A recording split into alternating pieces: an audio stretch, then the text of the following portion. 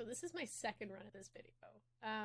My first attempt, I had been like fully dressed up, ready to go because I was getting ready for an interview. And I did that video. It came out over half an hour long of raw footage, and I went to put that in my video editor, and it went, no, file size too big, I refuse. And that is totally valid. So here I am instead in a cardigan and a Howl's Moving Castle t-shirt because. So why am I here? I am here today because I hit my Goodreads challenge. Woo!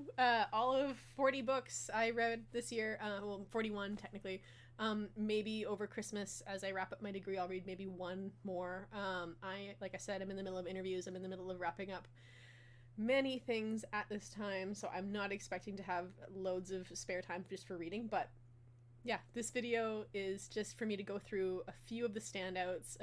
Having said that, I might do one more video this year in which I go through my TBR for next year and like what my priorities are for what needs to get read in 2025. I think that's a very constructive video for me to work on, but this one is going to be predominantly focused on like what this year I went through and what this year kind of shaped my mental reading corpus, my little repository that lives in my brain. So without further ado, let's get started. Here I have 3 romance books. I usually read a boatload of like bubblegum pop, romance, fiction, whatever. It's fun. But like this year I really didn't because I had to read a bunch of other stuff because I've been in a full course load. So yeah, this year I can only say really 3, and they were light and fluffy and fun. The first one I read while I was at DHSI, Digital Humanities Summer Institute at the University of Victoria this year, which is, come on camera, pick it up. Jen McKinley's Love at First Book. It's sweet. A girl moves to Scotland and goes to work in a bookshop. She was once a librarian. Now she's working at a bookshop in Scotland. Falls in love with a cute boy. Ah, it's sweet. I really enjoyed it. It's also kind of sad, so just like, you know, if you go into this one, be ready. It's a little on the sad side. The second book I read is The Pumpkin Spice Cafe by Laurie Gilmore.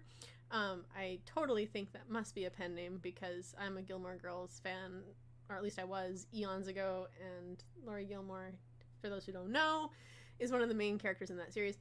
Anyways, Pumpkin Spice Cafe, very much see is what you get title. The material itself within the book is very like, she runs a cafe, they sell things that are pumpkin spice, there's a romance that happens, it's cute. It's not really like pushing the envelope or doing anything particularly new or trying, but like at the same time it was really cute and I found myself really enjoying this one. The next book I'm going to talk about is one that I got at a blind date with a book and crafting night that my husband and I went to at a local cidery where we made bookmarks out of wood with like dried flowers, and it was super cute. And then I opened my book that I got, and what I got was The Dead Romantics by Ashley Poston, and I have to say this is such a sweet little read. It is about a like kind of like if you've seen Patrick Swayze's movie, I think it's called like Ghost or something. It's a little bit like that, but not like super over the top. I'm not going to give this book a bunch of chili peppers because there is nothing. It's a very fade to black kind of read. And I loved it. I thought it was so cute. It has a happy ending, if you can believe that, for a book about someone whose like lover is like dead. It has a good ending. You will be satisfied. I cannot recommend this book enough if you're just looking for a sweet, fluffy romance that kind of just like turns out in the end. If you like supernatural, even better. So yeah, Dead Romantics, Ashley Poston. Next up, I'm going to talk really briefly about 2 books that I was lucky enough to read this year about artificial intelligence, which I know in a lot of circles is a bit of like a contested but also overly talked about topic where I think a lot of people, including myself, are like really tired of like hearing about it and like discussing it and discussing the merits and disadvantages, and like, you know, my attitude is it's here and we need to learn how to navigate this world with this technology. The first book about AI that I would recommend is Benny the Blue Whale, A Descent into the Story, Language, and the Madness of ChatGPT. This book is authored by a real person, not ChatGPT, Andy Stanton, and the other one, ChatGPT. It is a comedy, first and foremost, but it's also anxiety-inducing, as it should be, because it deals with artificial intelligence, and artificial intelligence is anxiety-inducing. I'm going to read one little passage just because I think it's like it tells you quite a bit about the content within the story. For Imogen, with love and gratitude, Andy Stanton. I don't think it would be appropriate to dedicate this story to anyone given the nature of some of its content. ChatGPT. That's very true of a disclaimer for this book, because it deals with graphic content and the absurdities that ChatGPT will output if you prompt it the wrong, right? Wrong. For a comedian writing this, I think he did exactly the right way. There's conspiracy theories. There is multiple phallic references. There is just getting AI to say things that it probably shouldn't be saying.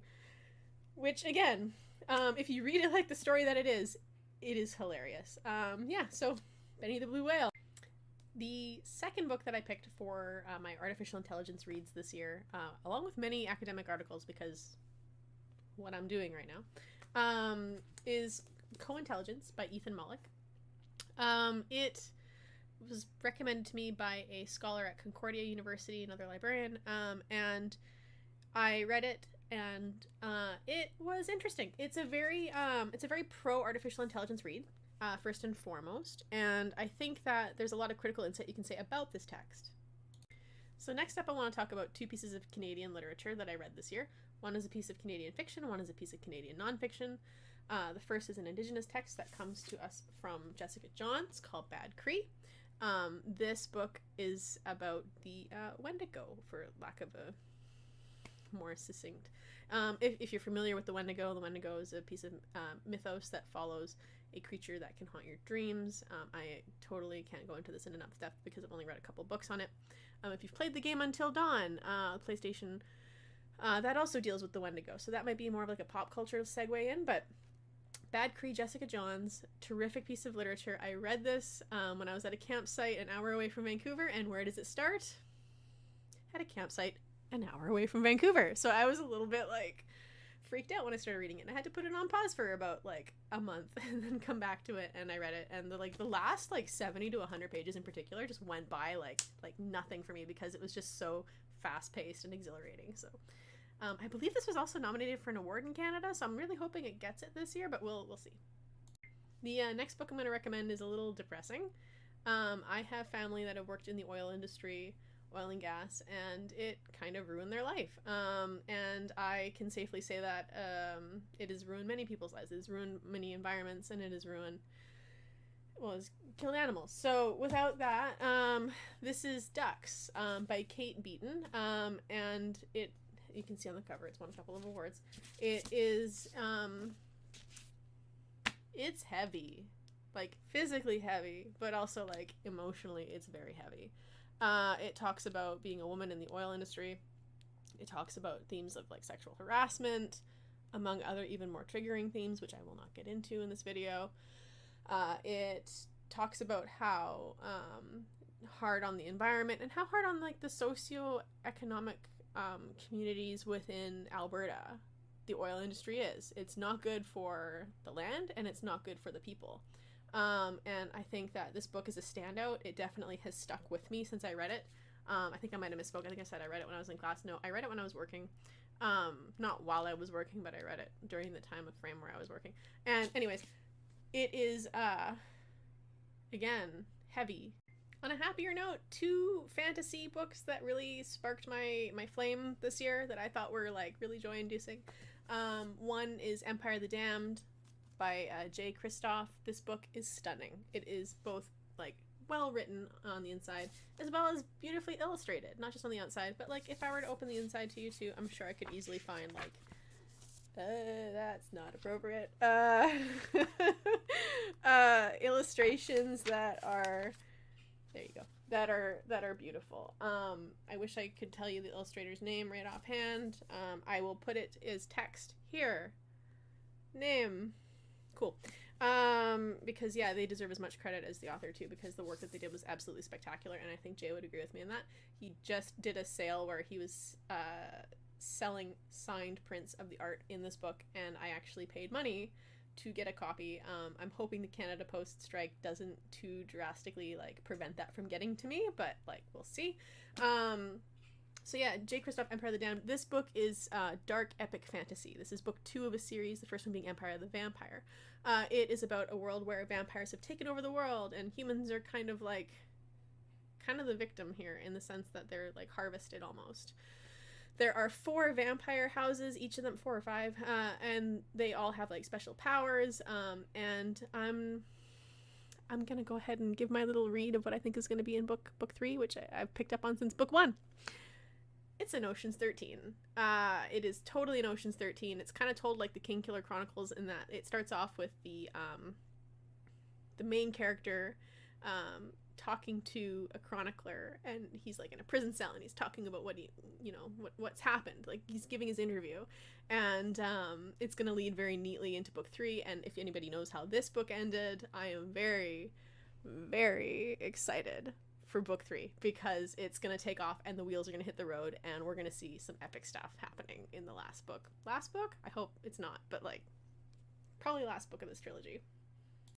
Another piece of fantasy that I read this year is a little bit like strange. Like, I would say it's a little different. The names and kind of place settings are all inspired by Welsh mythology and Welsh culture and names. So I can't pronounce half of the names in this book. And I even in my mind when I'm reading them, I'm like, like, I don't know what names I'm reading.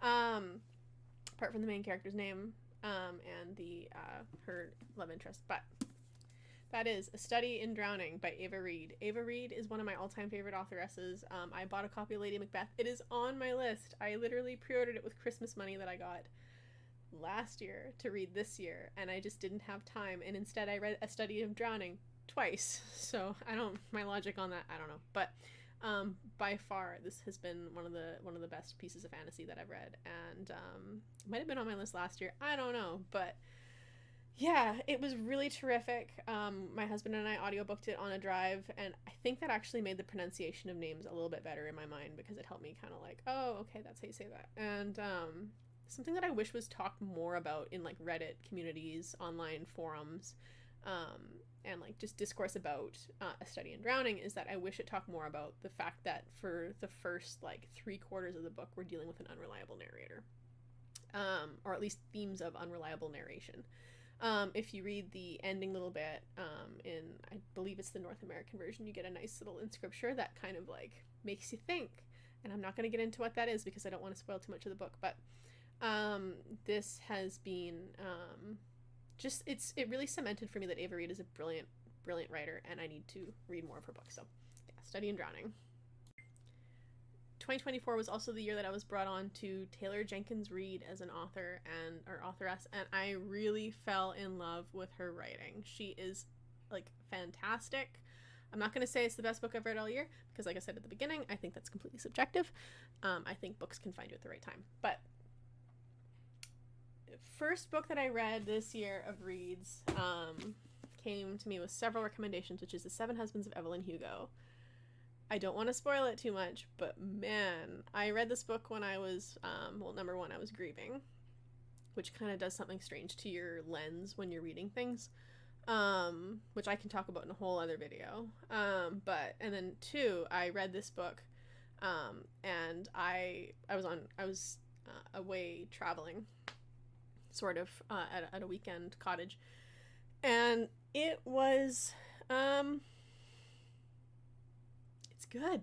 It's damn good literature. It's takes place in like old Hollywood. You read about Evelyn Hugo, who's this like dynamite of a woman, a femme fatale, if you will. She reminds me so much of Meryl Streep in The Devil Wears Prada. Like that's who I think Taylor Jenkins Reid was turning to with this one, was that we're hearkening to that kind of like woman who has had to go out into the world and climb ladders made by men to get to the top, and that's what she did. And yeah, I read this and I was like, wow, that's like, whew, really good. And I came to the end of the book and I was like crying, and this book is beautiful and like challenging, and the characters are so well done. And I think that's a common thread throughout Taylor Jenkins Reid's writing. So yeah, call me a fan of all of her books now, because this book really set me on a trajectory. The other book that I read by Reid this year is Daisy Jones and the Six. Again, camera, come on. Okay, maybe not. Oh, maybe no, maybe not. So this I audiobooked most of it because I drive to and from the Fraser Valley to UBC, which can be is honestly on average a 2.5 hour commute one way. So I actually listened to it over the course of like 2 days. It's I cried. I got to a point with this book where I had to listen to it at home because I knew that the pin was about to drop, kind of. You can kind of tell when you're getting into books like this. Like, I think Dante and Aristotle was the other time I did, where I was like, no, I need to stop. Like, I can tell something's coming. This book had the same kind of rhythmic pattern.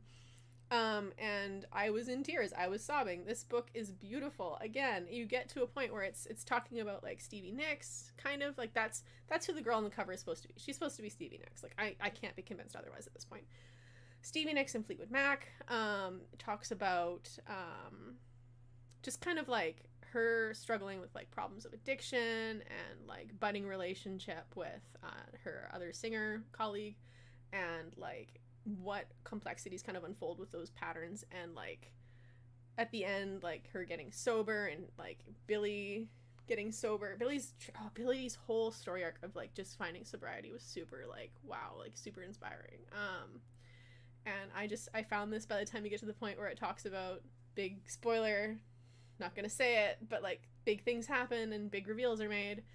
I sat on my couch and cried, and I was like, that is so beautifully done. And it was.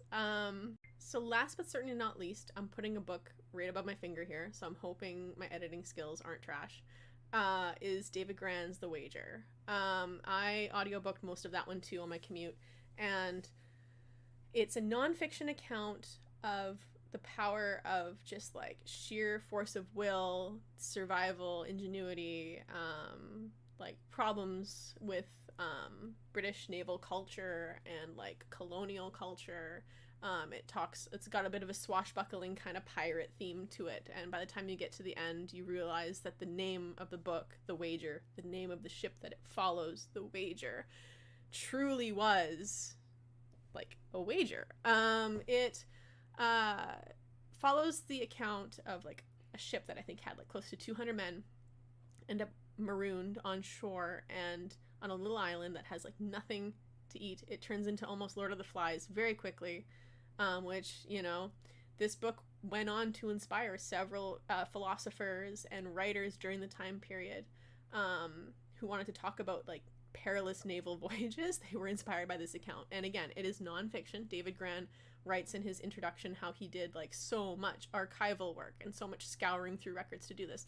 And I think part of the reason why that went so well is because one of the main seamen on that voyage was actually Lord Byron Sr. So not Lord Byron, the poet we know who was friends with Mary Shelley, who wrote Frankenstein and Percy Shelley and da-da-da-da, but his granddad. So essentially, you have on the ship this young boy. I think Byron Sr.'s, he's 14 when he signs up or enlists in the Navy. And he decides at the start of the voyage, I'm going to go on a ship, and me and my 14-year-old boyness, and I'm going to learn how to be like a sailor, and I'm totally doing this poor British child injustice, but like he wants to chart the stars, and he wants to read the tides, and he wants to like, you know, have this true romantic voyage of grandeur. Oh boy, does Buddy get more than he asked for. I don't want to spoil what ends up happening to him too much, but I mean, like, spoiler alert, his grandson is around, so like we know he's gonna make it. And then there's Duck, and I was so caught up wanting to know what happened to Duck. And like anybody who's read this book is probably also with me when they heard about Duck at the end. They were kind of like, not okay. Duck, sorry, Duck. And there's so many other characters too who you kind of get invested in. And these are all real people. They are under the like pay of the British Navy, and they are told that like, should your ship sink, you will stop getting paid. Guess what? Their ship sinks. They stop getting paid.